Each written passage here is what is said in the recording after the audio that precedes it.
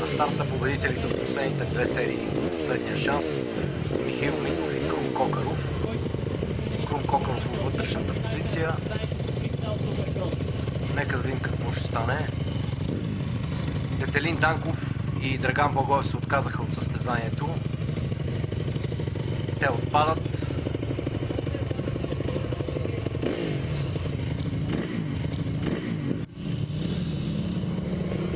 Трасето е готово, двамата са готови. Крум Кокаров от вътрешната страна на завоя в по-изгодната позиция. Старт за двамата състезатели. Взима старта Крум Кокаров.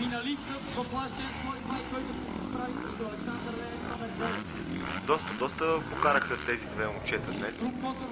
Обаче отпаднаха на първия кръг. Им предостави възможността да се борят за класиране отново в финалите, но с цената на доста серии последен шанс. Навярно Молята ще си каже думата тук вече в тези етапи на състезанието. Виждате, Крум Кокаров отново греши. За щастие това този път не му коства позицията. Уморени са двамата състезатели. Сериите са веднага една след друга. Нямат време за почивка. Както вече Веско спомена, температурата е около 30-34 градуса. Наистина голяма жега.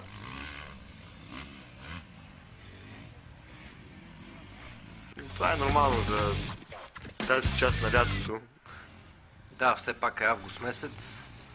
Успя Крум Кокаров да натрупа преднина. Прехвърляме се в последната обиколка за него.